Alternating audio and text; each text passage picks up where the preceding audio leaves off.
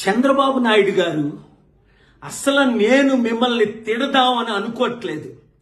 కానీ ఇప్పుడు మీరు ఇచ్చిన స్టేట్మెంట్ నా బ్లడ్ బాయిల్ అయిపోతుంది. దేవుడు మిమ్మల్ని క్షమించడు.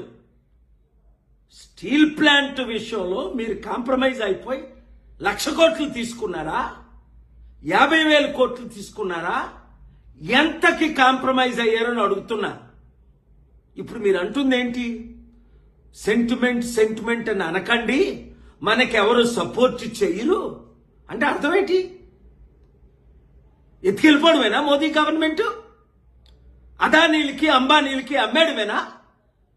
8 లక్షల కోట్ల విలువైన స్టీల్ ప్లాంట్ ని మీ 3 పార్టీలు అమ్మిస్తే ఏప్రిల్ 25ని ఏపీ హైకోర్టుకి వెళ్ళి జడ్జి శేషయ్య గారు ముందు ఆర్గ్యూ చేసి స్టేటస్ కో తీసుకొచ్చాను అమ్మకుంటా.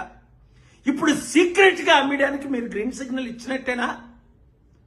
ఎలక్షన్ ముందేమన్నారు? స్టీల్ ప్లాంట్ ని కాపాడుకుందామని 100 సార్లు అన్నారు.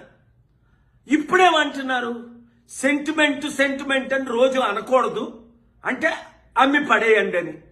మీకు వస్తున్న లాభం ఏంటి? ప్రజలు ప్రశ్నిస్తున్నది.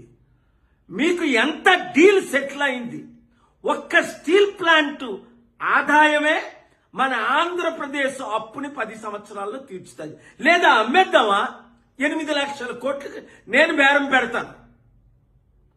33,000 ఎకరాలు మొత్తం, ఎకరం 30 కోట్లు, 9 లక్షల కోట్లు విలువైనది. ఏంటిది? మీరు ఇంత కాంప్రమైజ్ అయిపోతారా? ఈ వయసులో మీ డబ్బుడు అమ్ముడుపోయారా? లేదా జైల్లో పెడతారని అమ్ముడుపోయారా? లేదా మీ కొడుకు మంచి భవిష్యత్తు ఇద్దామని అమ్ముడుపోయారా? లేదా ఏడి పవన్ కళ్యాణ్ ఏం చేస్తున్నారు? ఎంతకాలం మా విశాఖ ప్రజల్ని మీరు మోసం చేస్తారు? అంటే విశాఖపట్నాన్ని ప్రేమ లేక, మీరు రాయలసీమలో పుట్టి పెరిగినందుక? నాకు ఊహకు అతీతంగా ఉంది.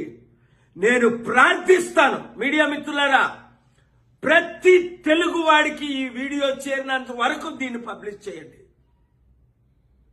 వైరల్ చేయండి. చాలా సీరియస్ అయిపోయింది. స్టీల్ ప్లాంట్ నా మీద ఒత్తిడి వస్తుంది. స్టే వెకేట్ చేయను, ప్రాణమైనా పెడతా, ఫైట్ చేస్తా.